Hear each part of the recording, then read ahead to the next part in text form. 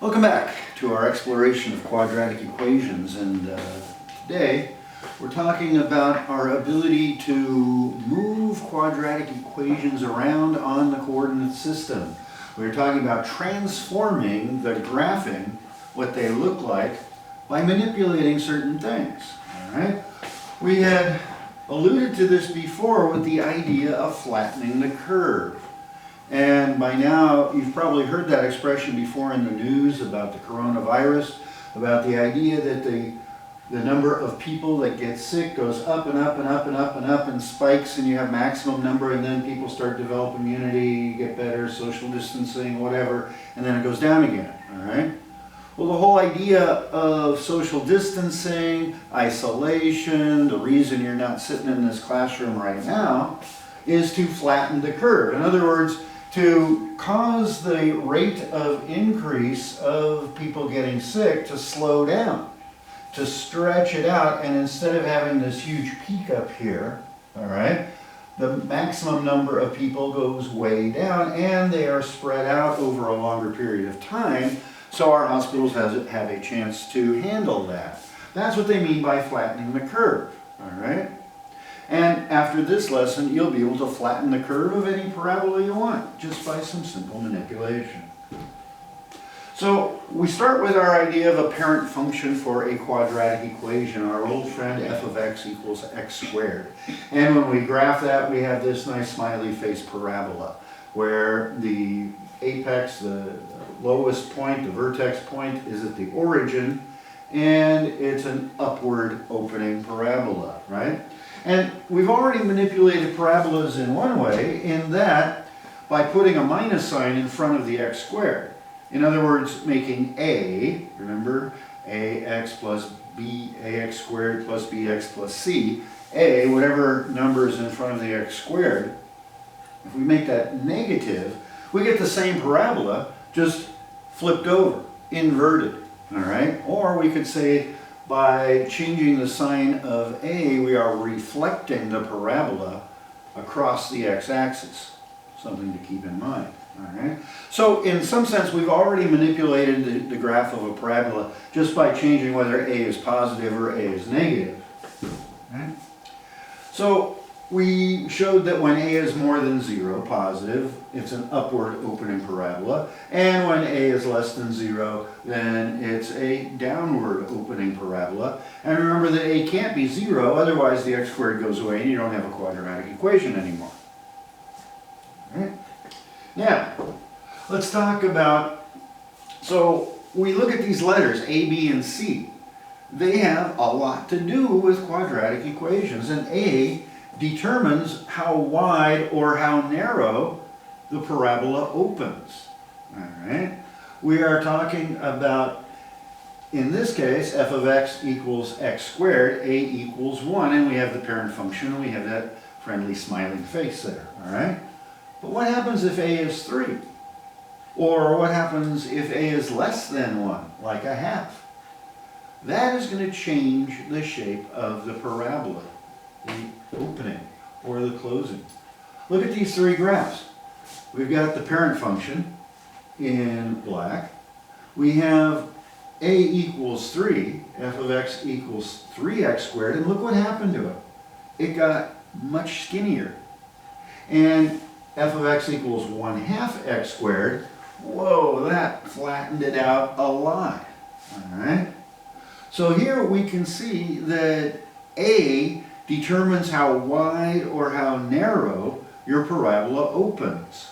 So if we have a negative fractional value, we are flattening the curve of our parabola, because the relationship looks like this. For whatever a is in our quadratic equation, if a is more than 1, our parabola is going to get skinnier, either up or down, right? If a is between 0 and 1, all right, in other words, it's a common fraction, then it's going to get wider. And if a is exactly equal to 1, it's going to be the parent function shape, all right? Now, of course, if a is less than 0, then we start getting to the same thing, except it's going to open wider or narrower downward. All right? So, parabola shifting. All right? Not only can we control how flat or how peaked our parabola is, we can shift our parabolas, the vertex point, up and down and right and left, depending upon C. You see, C determines the vertical shift. All right? And if you think about it, that's about right, because C has always been the y-intercept, right? Think back to linear algebra. Y equals mx plus b, where b is the y-intercept, right? Well, that's kind of like plus c, right? B is a number here. And in our quadratic equation, c is always just a number. It's a constant, all right? And c determines whether the vertex of the parabola goes up or down. And notice in the parent function, all right, c is 0. F of x equals x squared plus 0. C is 0 there, so it's b, by the way, but who cares? And so c equals 0. We got 0 as the vertical. It didn't shift anywhere. It starts on the origin. But look what happens if I go f of x equals x squared plus 1. If I did a solution set here, right, x, f of x, all right? Look what happens when x is 0, all right? That goes away, and f of x equals 1. And so here, instead of the vertex being there, it's been shifted up 1. And then everything else, if I say if x is 1, then 1 plus 1, that's 2. If x is minus 1, you get minus 1 squared, and so that's still 2, and away you go, up and up and up, except the vertex point has been shifted plus 1, because that is the value of c. Right? Look at this one, f of x equals x squared minus 2. We see here that c equals minus 2. And if we did the solution set on this, and we have x and f of x, and here x equals 0, that goes away, f of x equals minus 2. It went down 2 in the negative. So shifting up and down, vertical shifts depends upon c. Now to shift right-left, to shift horizontally, we have to take what x is, the squared value, and do something to it before it gets squared. And that's this k. So in other words, we look for shifting right or left as far as whatever is in the parentheses squared. I've got x minus k, where k is a value that's going to shift things. So for example, if I look at the graph of f of x equals x minus 1 squared, well, what's that going to look like? Well, if x is 0, then f of x is going to be 1. So 0, 1, right there. All right. And if x is 1, oh, I'm sorry, if x is 0, 1, that'll be right here. All right. And if x is 1, then 0 squared, that's 0, so that's right there. All right. Minus 1, we're up to 4, so that's up here. 2, we're up to 1, so right there. Minus 2, we're up to 9. 3, we're up to 2 squared, 4, so we're right there. And you see what happens is that now this minus 1 has shifted it 1 unit in the positive direction. And yeah, that's kind of misleading. You would think it would go minus k. You would think that would be in a negative direction. But remember that what we're talking about here, all right, if we look at it, if it was plus 2, what's going to happen? All right. So if x is 0, all right, then y is 4. If x is minus 2, then we get minus 2 plus 2 is 0. And so that's where the vertex point ends up. And then we get x is 2, 16 up here, minus 1, 1. If I go minus 3, then minus 3, minus 1, so now we're up to 1 here. And so we see that what's happened is that we've had this shift of 2 units, but to the left in a negative way. Now why is that? Very simple. Because remember that our pattern is x minus k squared, all right? If it's a positive value for k, all right, it's going to shift to the right. And you say, well, wait a minute, x minus 2 wasn't 2 a positive value? Nah, yeah, 2 was a positive value. And there's a minus sign in front of it, so it became minus 2, and it shifted 2 in the positive direction. But notice that if k is a negative value, then I have minus a minus, and I get a plus. And that shifts it the other direction like we saw in the other example. So we have x minus 4, that's going to shift it 4 in the positive direction. All right? So it's kind of counterintuitive, but understand that if you have this parentheses thing going on here and something happens to x, plus or minus, if it's minus 4, it's going to be shifted 4 in the positive direction. If it's plus 4, it's going to be shifted 4 in the negative direction. So the values for k, if it's a negative value, all right, like this, it's going to shift in a positive way, all right? And if it's a positive value, plus 4, then it's going to shift in the opposite direction, all right? So we put it all together and you'll see things in your homework like move the parabola around. We start with f of x equals ax squared plus c. And compared to the parent graph, is always what you're doing here, describe the graph changes for now if a is 2 and c is 1. All right? So what is that asking? Well, it's saying that now I want to know, instead of ax squared plus c, a parent function, I want to know 2x squared plus 1. All right? So I see that a here is more than 1. So a is greater than 1. That means the opening of the parabola, positive, opening upward, is going to be skinnier than the parent function.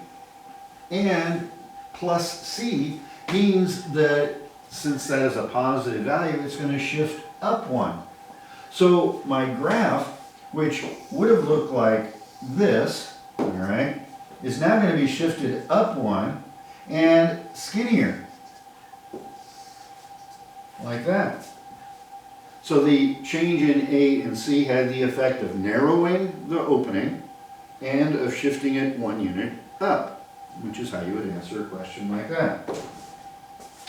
Describe the shift 4, all right? In this case, A is a half and C is minus 2. Well, if C is minus 2, that means the vertex of the parabola is going to shift downward 2. A is 1/2, it's still positive, so it's still going to open upward, but it's going to be wider than the parent function would have been. All right, like that. Notice that it is opened wider because the value of A is less than 1. It's a fraction. Okay? So we would say describe the shift by saying it is going to be the vertex is shifted down 2 units and the upward opening is wider. Okay. Let's look at something like this. We have now A is minus 3 and C is minus 4. Well, we'll do the easy one first. C is minus 4 means it's going to be shifted 4 down. 1, 2, 3, 4 down. And then it could be shifted, now A is minus 3, so it's going to open downward, negative, and it's going to be a skinny little thing. So it's going to look like that compared to what our normal parent function would have been. Right? That's how these things change. Right? Now, we can put it all together, and interestingly enough, Investigation 10 doesn't talk about the shifting of left or right, but if we do something like compare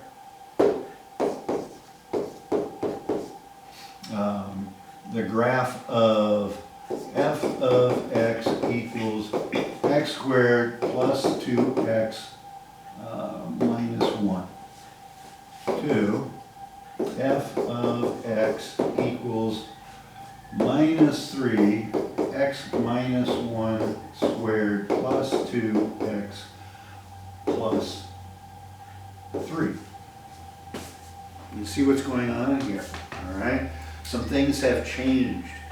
This is going to give us a pretty standard parabola, all right? With the vertex, we can figure out at minus 1, right?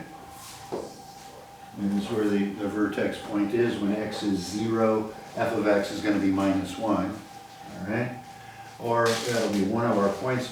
And here the vertex is going to be at plus 3. So right away we see that it's shifted 4 units. That this one is 4 units up. And it's also going to be shifted 1 unit to the right. All right? And in fact, negative 3 means this one's going to be opening up in a standard parent function width. This one is going to be opening down in a much skinnier way and shifted in a different direction. All right? So with the chimes ringing, it is time to say that your assignment in this is investigation 10. You can find that on pages 676 and 677, 1 through 11. And you might want to experiment with graphing calculators. Now, I don't want you to go out and buy a $100 TI 95 graphing calculator, because there's plenty of these graphing calculators on the web. You can Google graphing calculator and you'll get all kinds of free ones on the web. I mean, one simple one that I just saw very quickly was metacalculator.com. And in metacalculator.com, it's got a little keyboard thing, and you simply type in, all right, y equals x squared minus 2x plus 3, and hit graph, and it immediately graphs that for you. It shows you the graph. And then you can play around with, well, what if I change the minus 2? Does that make any difference? I mean, we didn't even talk about b. Is that going to change things? If I make this 4, what's it going to look like compared to the other? And Metacalculator will keep the old one on there and allow you to compare the two and so forth. Make your life a whole lot easier without having to shell out $100 for a new calculator. All right? So you can do that, but you don't have to. Might be fun to play around with, so give it a try. Investigation 10. We'll see you later.